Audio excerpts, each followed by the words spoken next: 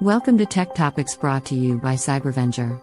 We help keep small businesses stay protected and compliant with cutting-edge cybersecurity and IT solutions. Hello everyone, my name is Andy, I'm the Managing Consultant for Cybervenger. Today we're doing a comment and reaction video on the news that the Japanese version of NASA, called Jaxa, has been breached recently. Well, as far as the article I've read, it actually was breached back in the summer of this year, but they didn't find out about it. They weren't able to detect the breach had happened for several months. This is very concerning. That gives the adversary quite a long amount of time to do whatever it is they're going to do. Loading of backdoors, uploading of information, corruption of information, all the different things you worry about could have gone on. Now, it's interesting that the attackers didn't try doing any kind of ransomware. There's no ransomware. There's no, ransom demand about the data they've taken. This was kind of a stealth attack. They wanted to do whatever it is they're doing, not get caught. So they tried to stay low profile. This is in contrast to another recent space administration. The Indian Space Administration also got compromised recently, and they were hit with classic ransomware. Well, classic ransomware plus a demand for ransom to not release data. So they had data exfiltration with ransom as well as an encryption of their systems. That's more what we typically see these days. That's the most common cyber attack, is everything comes to a screeching halt. Somebody says, give us Bitcoin or crypto, or you're not going to get it back. And now, of course, exfiltration. The Japanese agency, on the other hand, and it's not the first time they're breached. Apparently, I think 2012 and 2016, they were also breached in some degree. So they're being targeted. But they weren't ransomwared. The attacker managed to break into Active Directory and took control of the domain controllers. This is very bad because the domain controllers, for those who don't know what this is, an Active Directory domain is a Microsoft credential domain. I mean, it's a sphere of authentication, meaning everything connected to it, you get one username and password, then you can connect everything in it without additionally logging in. You get the keys of the kingdom once, you get the keys of the whole kingdom. Now, they may have systems that aren't part of that domain. Hopefully, more secure systems, more sensitive systems are off to the side and not, authenticated that way. But when you get the domain credentials, you get control of those controllers, that's a lot of damage. That's a lot of risk now that they're going to have to deal with. So they're still in containment and identification at this point, trying to discover exactly how far the attackers have gotten, what data has been taken. Potentially lots of data could have been taken or manipulated. Maybe they're changing scientific results to throw people off, whatever they're doing. So I can only guess who it is and what they're doing. There's two possibilities come to my mind. I'm thinking Russia, or probably more likely China. Now, the whole world recently has been observing the war in Ukraine. Russia tried to take over the whole country, failed. They got kicked out of the capital city, Kiev, and to a large degree, due to the effect of drones. There was a whole civilian militia spontaneously organized, and they were just throwing homemade drones with grenades duct taped to them to stop tank columns. And they were very effective. Very effective. The whole world, I think, at this point has come to appreciate the effect of drones and automated technology in warfare. So the Chinese are looking at this. Chinese, I don't think, are so much on the side of the Russians. They're more of a neutral player, but they obviously are aware of just how effective Russian drones are and Ukrainian drones are against each other, and electronic warfare to stop each other.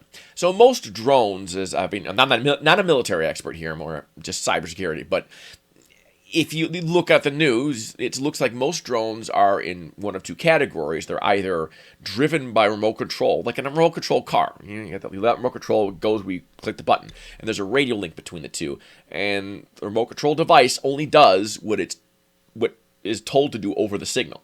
Now, if you want to stop that kind of drone, all you got to do is jam the radio waves, which is electronic warfare, fairly easy to do.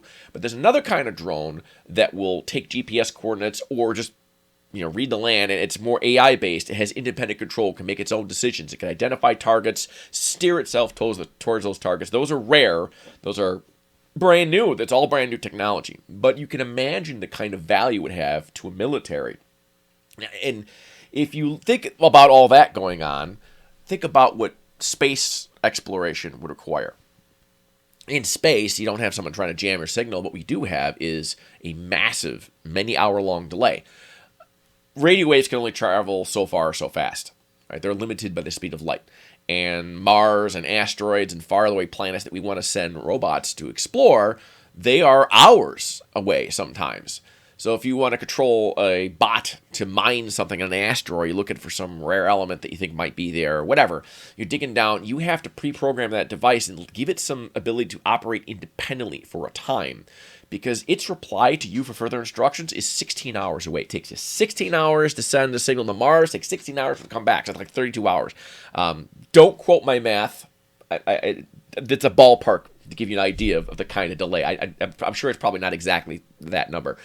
The point being, Jaxa will have been researching a lot on automation, giving technology to bots and drones so that they can make decisions without human input and continue to do things. Now, it's for civilian purposes, for mining or for scientific analysis or exploration. That's great. That's a positive use of this technology.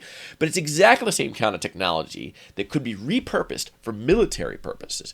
You could program a drone or a remote control vehicle to go somewhere, identify a flag and blow it up if it's the enemy's flag, or operate completely independently, even if it's totally cut off from communication with its owners.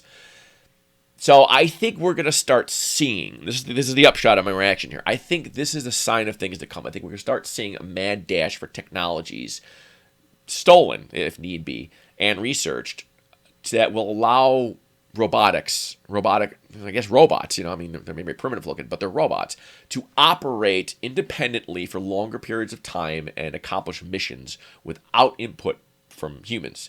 So I think the days of remote control drones, where everything is happening, every single keystroke, it goes directly to the drone can't do squat without input. I think that's going to be waning, because that's easy to disrupt and defend against. I think the future is going to be drone technology that can operate independently. It'll recognize a map from the air based on AI pictures. It can identify and go there. It can do whatever it's going to do. Maybe it observes, comes back, and then when it's behind behind friendly lines, it can transmit what it found. Maybe it blows something up. Who knows? So anybody working on technology for that kind of automation is going to be at cyber risk. I would say companies researching that kind of thing, any organization doing research in that realm, even if it's for civilian purposes, maybe you just want to do deep sea floor exploration for oil drilling, or maybe you want to create a system that can automatically separate garbage from recyclable to garbage and identify patterns. All that technology could be used to help a military effort as well. Companies like that need to secure that infrastructure and assume that some state actor wants to steal your stuff. And you need to protect that data from disclosure, or it could fall into nefarious hands. And that's kind of just the future we're at. So that's my reaction to this hack. I think it's significant politically rather than technologically. I say this mostly because I don't know a whole lot about the technological exploits that were used. Not much has been published. I don't work for Jaxa. I don't have much information about what's freely available on the internet.